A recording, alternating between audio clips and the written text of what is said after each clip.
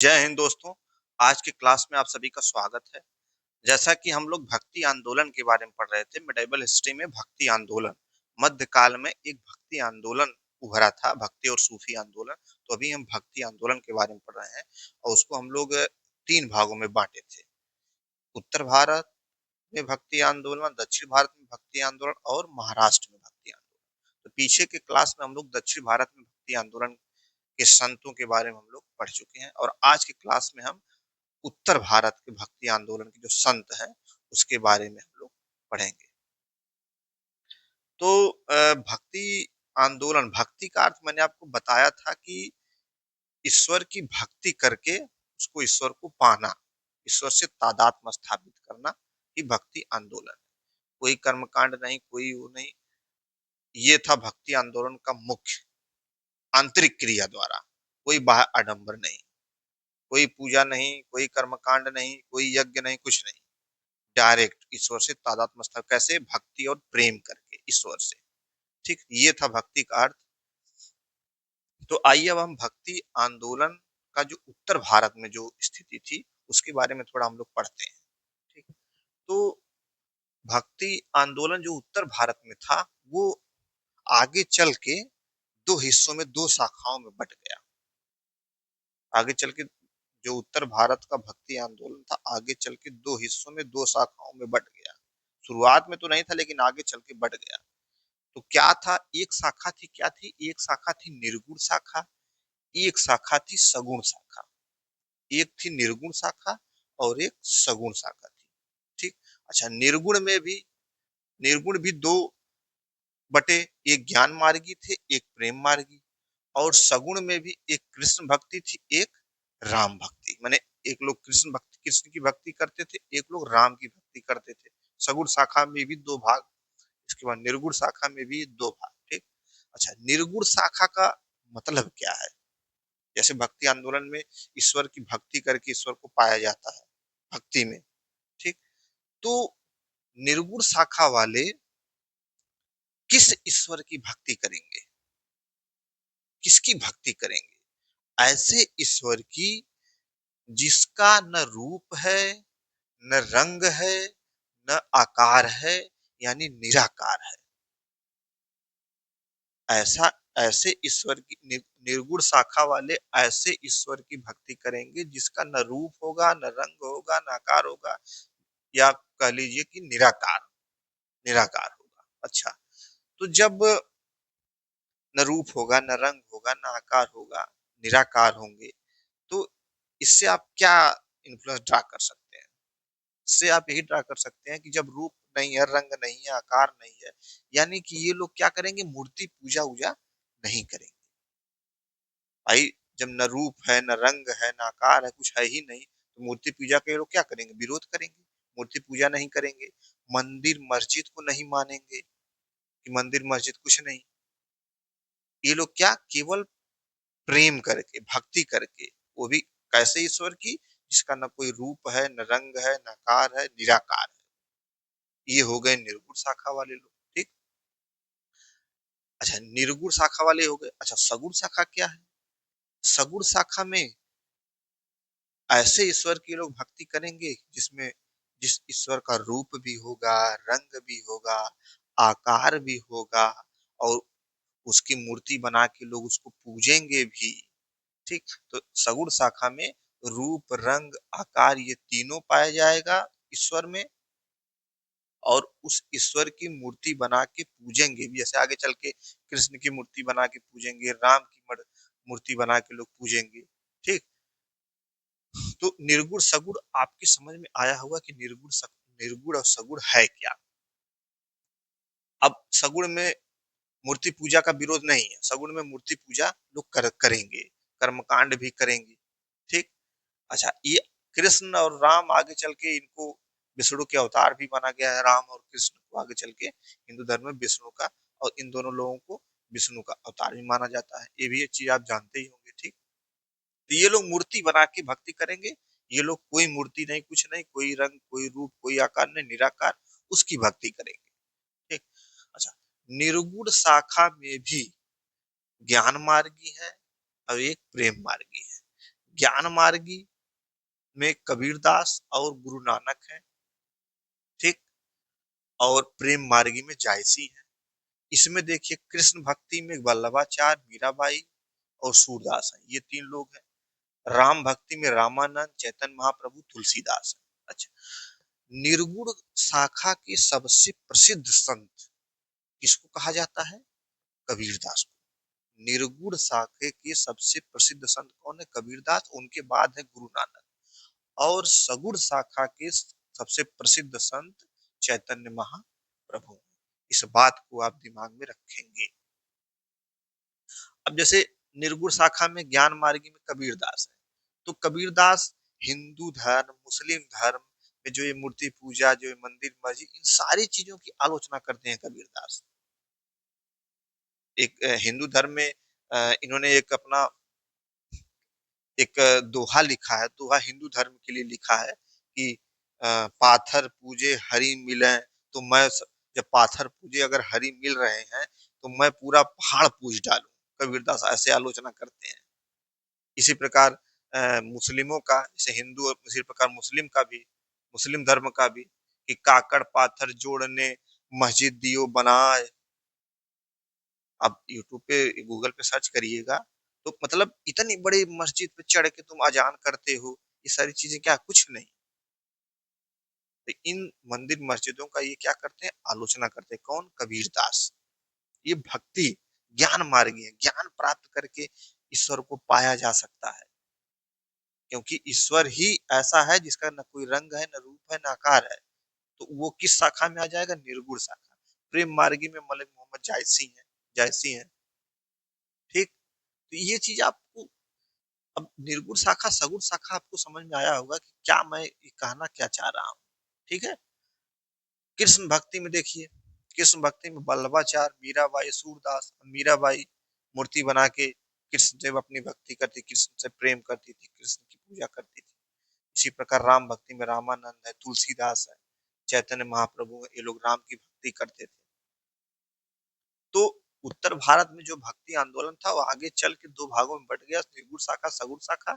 और ये उसकी स्थिति थी, ठीक। अब इन्हीं इन्हीं संतों का के बारे में हम लोग पढ़ेंगे कि इनके बारे में क्या क्या है, उसके बारे में हम लोग पढ़ेंगे। तो सबसे पहले हम किसको देखेंगे? वल्लभाचार्य। वल्लभाचार्य को देखिए, वल्लभाचार्य क्या है? इनका जन्म कहाँ हुआ? वाराणसी में हुआ। वाराणसी में हुआ। ये मूलतः तेलंग ब्राह्मण थे।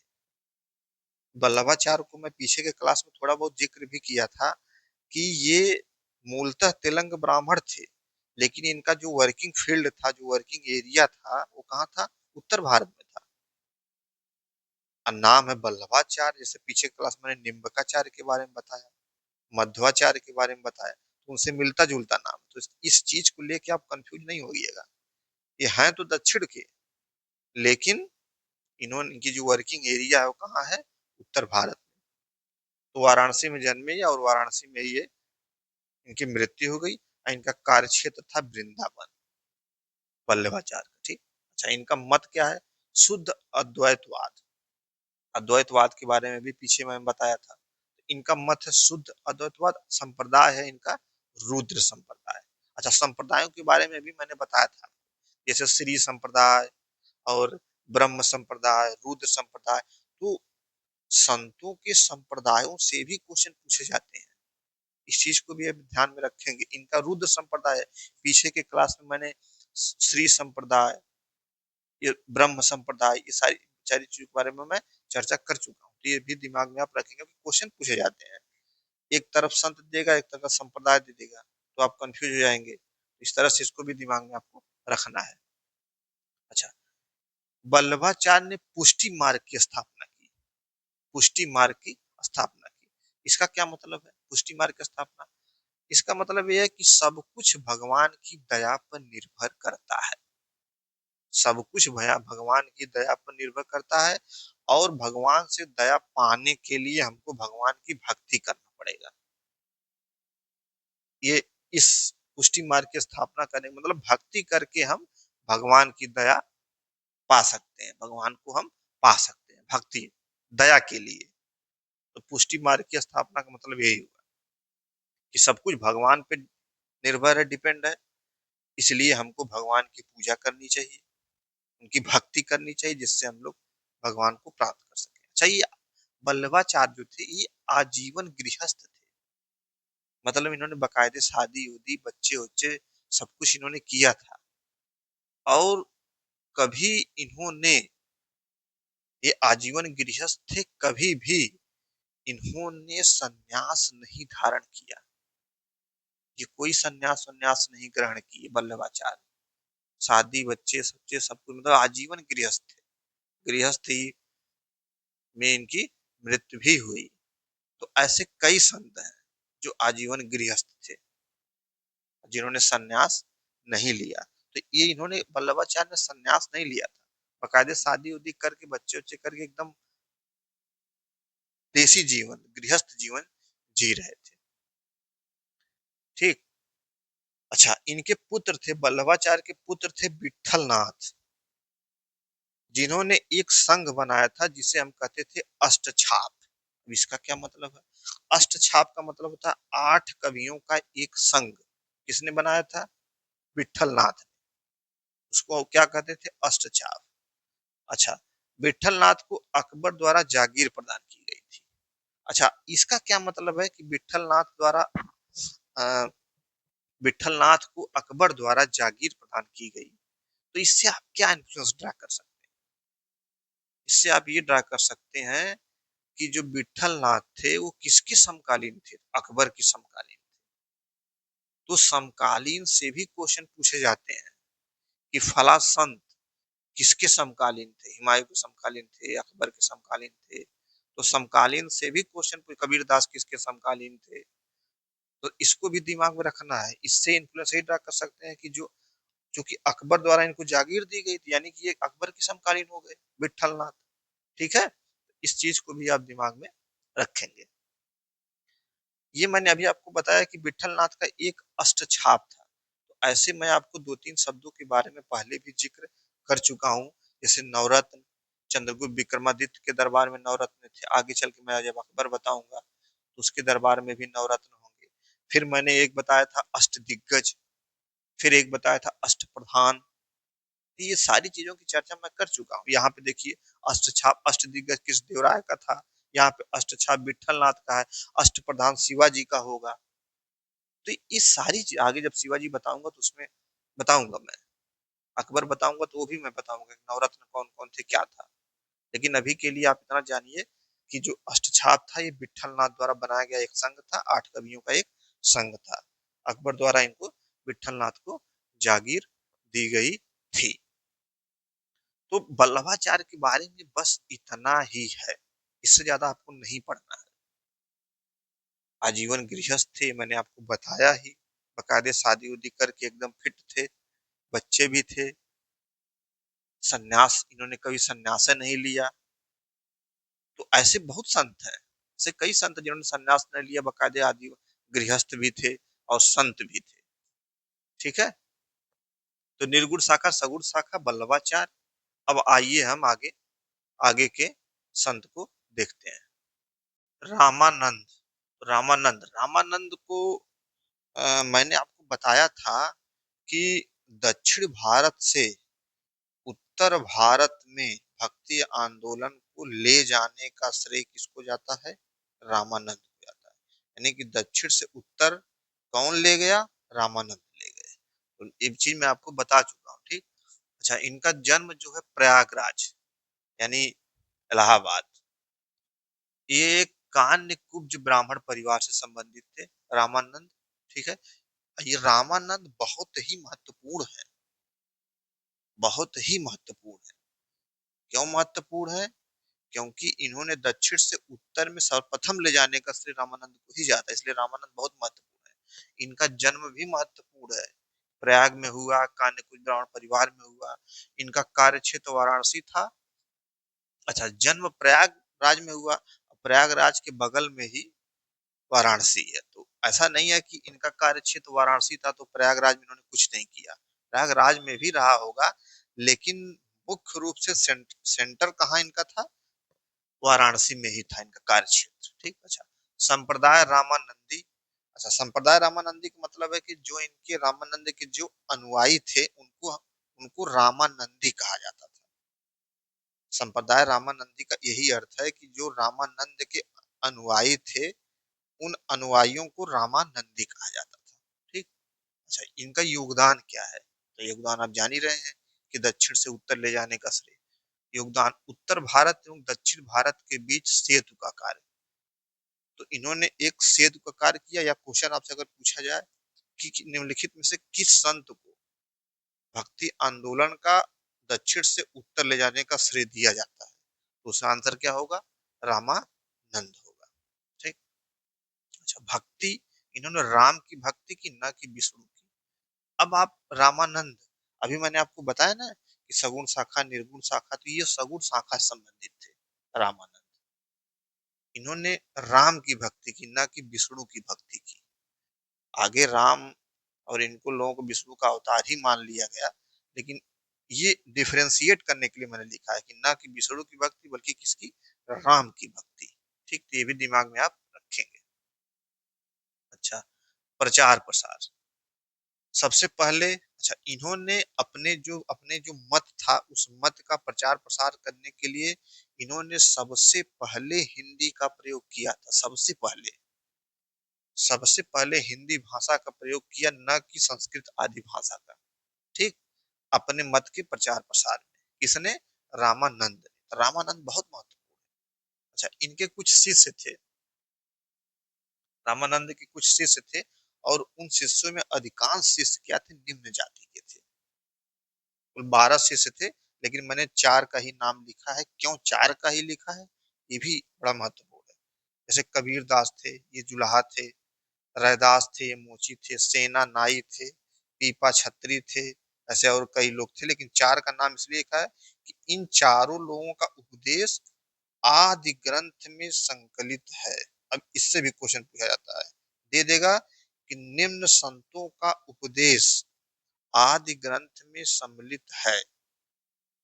सभी का नाम दे देगा, एक का हटा देगा, दूसरा ऑप्शन दे देगा। तो आपको ऐसे ही दिमाग में रखना कि कबीर, रैदास, सेना, पीपा, ये, अच्छा, कबीर दास जो थे ये प्योर अनपढ़ थे, एकदम निरक्षर थे। ठीक है, तो यही रामानंद के बारे में बस इतना ही है, इससे ज्यादा आपको नहीं पढ़ना है। ठीक है, अब आइए हम कबीर दास को देते हैं, जो कि रामानंद के ही शिष्य थे। कबीर दास, कबीर दास सिकंदर लोदी के समकालीन थे। अभी मैंने आपको जस्ट बताया कि विठल नाथ, अकबर ने विठल नाथ को जागीर दी थी, यानी कि अब हम उससे क्या अनुमान निकालेंगे कि विठल नाथ अकबर के समकालीन था। समकालीन वाला बड़ा महत्वपूर्ण है। उसी प्रकार सिकंदर लोधी के समकालीन कबीर दास थे। जैसे मैंने आपको पीछे के क्लास में मैं आपको बता चुका हूँ, BSI, आगे बी, बी से हो गया बहलोल लोधी। ठीक, ये सिकंदर लोधी, और ये इब्राहिम लोधी, और ये बाबर। ठीक, तो जो कबीर दास थे ये इस सिकंदर लोदी के समकालीन थे, सिकंदर लोदी के समकालीन थे। अच्छा, सिकंदर लोदी के समकालीन कबीर दास थे, और कबीर दास के समकालीन गुरु नानक थे। और गुरु नानक ने बाबर की प्रशंसा में बाबर बाड़ी नाम की साहित्य की रचना की है। क्या मैंने बोला? सिकंदर लोदी के समकालीन कबीरदास हैं, कबीरदास के समकालीन गुरु नानक हैं, और गुरु नानक ने बाबर की प्रशंसा में बाबरवाड़ी नामक साहित्य लिखा है। ठीक, इतना दिमाग में आप रखेंगे। तो कबीरदास सिकंदर लोदी के समकालीन है। अच्छा, इनके शिष्य दादू दयाल, धर्मदास, मलूकदास, मलूकदास कड़ा कौशाम्बी संबंधित थे। ठीक, अच्छा, मलूकदास को आप बचपन में सुनते होंगे कि दास मलूका कह गए, ऐसा आप सुनते होंगे, तो ये वही मलूकदास है कि दास मलूका कह गए। ठीक है, धर्मदास ने इनके उपदेशों का संकलन किया। धर्मदास ने इनके उपदेशों का, धर्मदास ने कबीरदास के उपदेशों का संकलन किया, क्योंकि कबीरदास टोटली अनपढ़ थे। ठीक, अच्छा अब आप देखिए कि एक अनपढ़ आदमी भी वैज्ञानिक दृष्टि रख सकता है। एक अनपढ़, कबीरदास अनपढ़ थे लेकिन एकदम वैज्ञानिक दृष्टि इनकी थी कबीरदास की। तो ऐसा नहीं है कि अनपढ़ आदमी जो है वैज्ञानिक दृष्टि नहीं रह सकता है, रख सकता है। ठीक, तो अच्छा कबीरदास के जो कबीरदास ने जो शिक्षाएं अपनी दी उसको संकलित धर्मदास ने किया। कबीरदास स्वयं नहीं लिखते थे। ठीक है, धर्मदास ने इनको संकलन किया।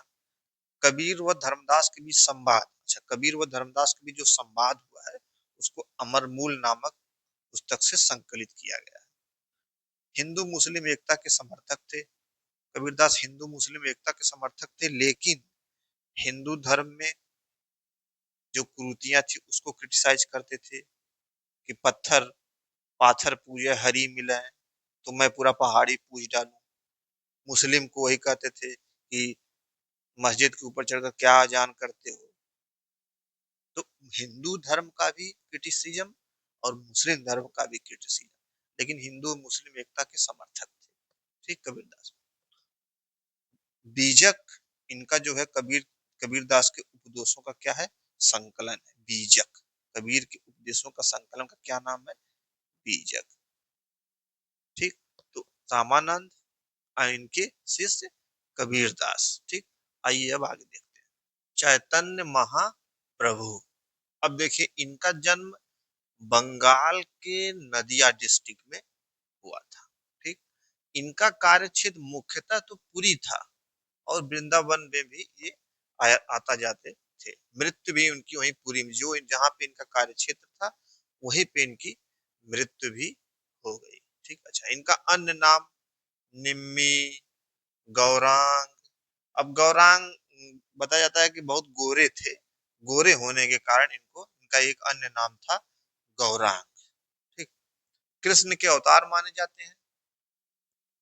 इनके अनुयायी जो है चैतन्य महाप्रभु के जो अनुयायी थे, अनुयायी जो है इनको चैतन्य महाप्रभु को कृष्ण के अवतार मानते थे। चैतन्य महाप्रभु के अनुयायी चैतन्य महाप्रभु को कृष्ण के अवतार मानते थे। ठीक, अच्छा इन्होंने संकीर्तन प्रथा की शुरुआत की, इन्होंने संकीर्तन प्रथा की शुरुआत की। अच्छा जब चैतन्य महाप्रभु मरे तो ऐसा कहा जाता है कि जब ये मरे तो वहीं की मूर्ति में समा गए। अब ये कितनी सच्चाई इसमें है ये तो मैं नहीं जानता, लेकिन ऐसी एक वहां पे मान्यता है कि जब चैतन्य महाप्रभु मरे तो ये वहीं की मूर्ति में क्या हुए, समा गए। ठीक, तो बस चैतन्य महाप्रभु के बारे में इतना ही। अच्छा, तुलसीदास, तुलसीदास रामचरितमानस आप जान ही रहे हैं कि रामचरितमानस इन्होंने अवधी भाषा में लिखी। ठीक, अकबर के ये समकालीन थे। तुलसीदास किसके समकालीन थे, अकबर के समकालीन थे। अच्छा तुलसीदास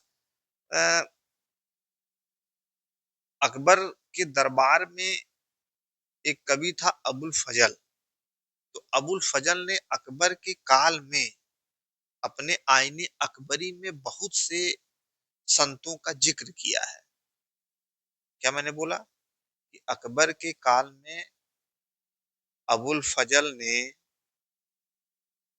अपने आईने अकबरी में बहुत से संतों का जिक्र किया है, लेकिन उन संतों में तुलसीदास का नाम नहीं है, तुलसीदास का उल्लेख नहीं है।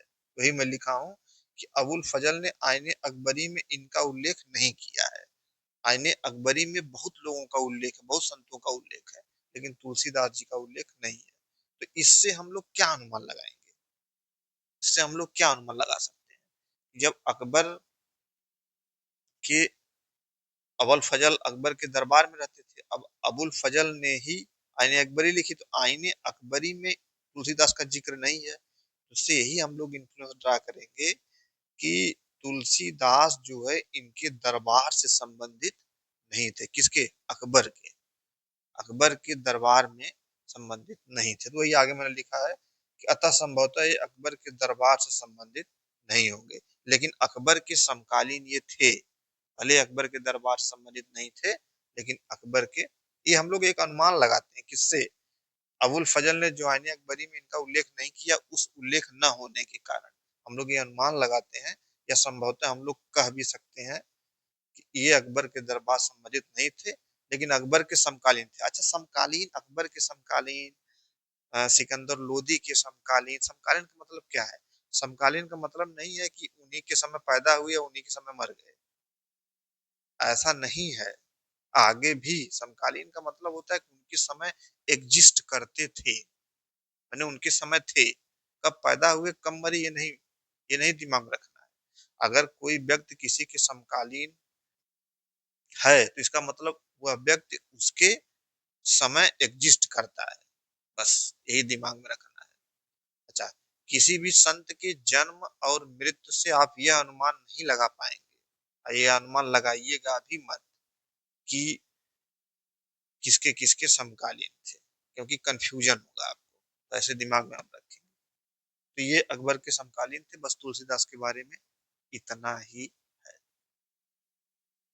आगे, गुरु नानक, यह निर्गुण शाखा के दूसरे प्रसिद्ध संत थे।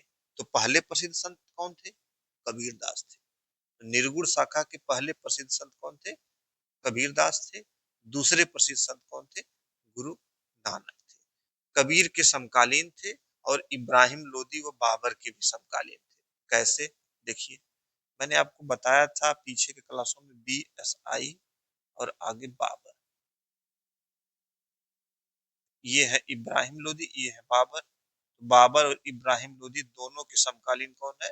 गुरु नानक है, दोनों के समकालीन। और तुल कबीर के समकालीन तो ये थे ही।